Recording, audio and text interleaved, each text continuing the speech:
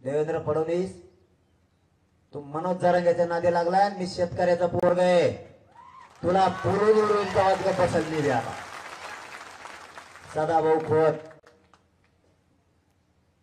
आणि राजू शेट्टी दरार निर्माण केला आणि बाजूला घेतला. तेच रविकांत तुपकर मध्ये सुद्धा केले. जे माणसं यांच्याकडे कधीच येऊ शकत नाहीत, कधीच ते आले. ज्या सुनील तटकरेची उभ्या हयात राष्ट्रवादीत गेले आणि राष्ट्रवादी मोठी केली आणि सोडू शकत नाही त्या माणसाला एका रात्री तिकडे यावं लागलं. एकदाच धनंजय मुंडे आवाज उठवला होता. त्यांनी एकदाच सांगितलं तू सगळं काढू का.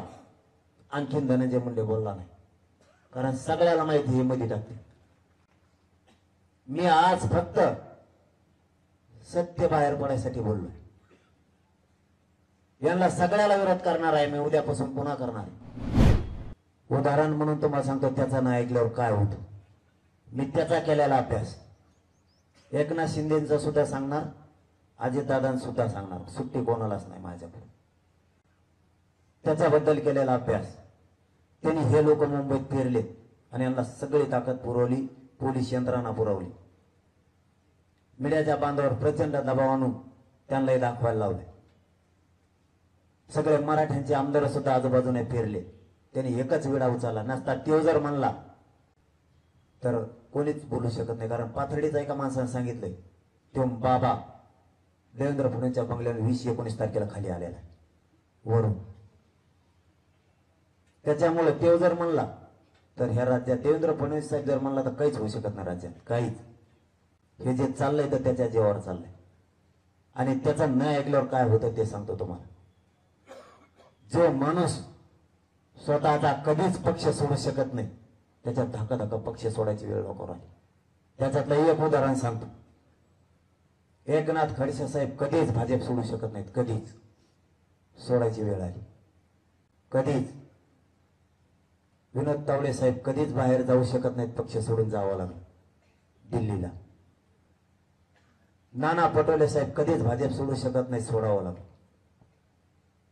पंकजा मुंडे आणि त्यांचा बाप आणि त्यांचा मामा आयुष्यात भाजप सोडू शकत नाही. आज असूनही घुटमत म्हणजे औषध पेल्यासारखी.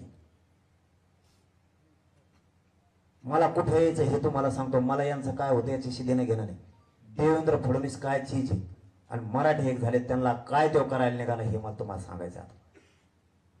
कारण हे त्यांच्या जवळच्याच लोकांची मंत्र्यांची माहिती. तो किती आत घुसतोय आणि त्याची किती यंत्रणा भारी हे त्याला आता रात्री तो पश्चाताप येईल. माझ्या विरोधात तू काय वापरशील? बदनामीचे षडयंत्र, बरोबर ना? बदनामीबद्दल शेवटी सांगतो मी तुम्हाला काय ते, त्याच्यावरही बोलणार आहे. जो कधीच पक्ष सोडू शकत नाही त्यालाही सोडायची वेळ येते. याच्यामुळे मी माणूस म्हणून आज बोलतोय. फक्त ज्यांचे ज्यांचे नाव आले त्यांनी गपचिप मान हलवून तरी मान्य करा. मान कधीच महादेव जानकर साहेबाचा धनगराचा नेता म्हणून मोठा नाही बोलला कधीच. मी आज फक्त माणूस म्हणून बोलतोय. देवेंद्र फडणवीस काय चीज हे सांगतो. बामणी कावा माझ्या विरोधात चढू देणार नाही याला मनोज जरांगे मराठ्याचं पोट्टा म्हणतो. तेव्हा बामणी कावा जर मोडा नाही ना तर माझं नाव बदलून ठेवील. मी तू आता ध्यानात ठेव. मी तुझ्याकडेच येतोय आता. तुला माझा बळी घ्यायचा आहे ना, तुझ्या सागर बंगल्यावर पायी येणारे उपोषण करत मेलो ना मधी याच्या दारात नेऊन टाका मराठ्यांना. मला निघालो तुझ्याकडे मिळालं. पण हे काय करू शकतो हे तुम्हाला सांगतो.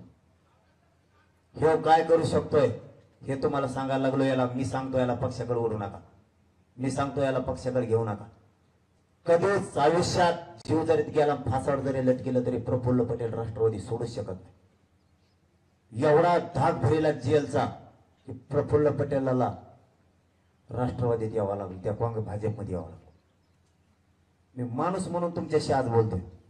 कधीच अजित पवार राष्ट्रवादी नाही सोडू शकत. पण ना विलाज केला. जेलला जाण्यापेक्षा मध्ये गेलेलं बरं. तो इकडं आला. आणि तुम्हाला याच्या पलीकडे सांगतो, शिवसेना सोडताना छगन भुजबळने शिवसेना सोडली आणि वाचवलं शरद पवार. छगन भुजबळ कव्हाच राष्ट्रवादी सोडू शकत नाही आणि अजित पवारचं त्याचं जमत सुद्धा नाही. तर ते दोघं एकीकडे जोड शकत नाही. तरी बी पुन्हा जेलला देवेंद्र फडणवीस टाकेन म्हणून छगन भुजबळला तिकडे अजित पवारचं त्याचं पटत नसून जावं लागलं.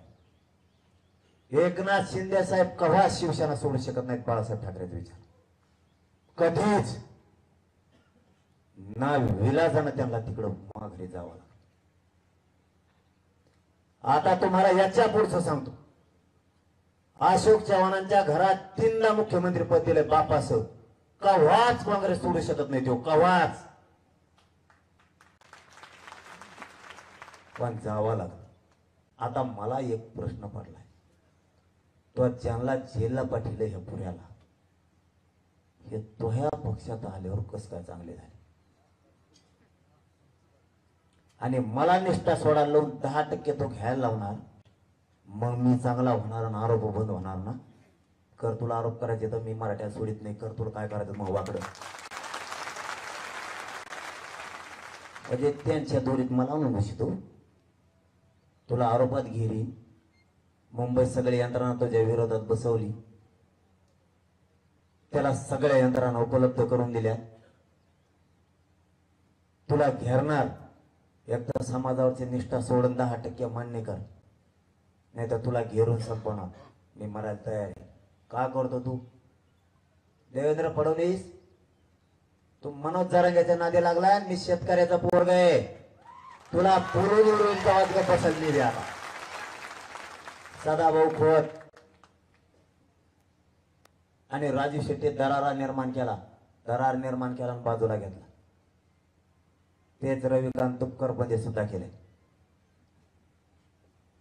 जे माणसं यांच्याकडे कधीच येऊ शकत नाहीत, कधीच, ते आले.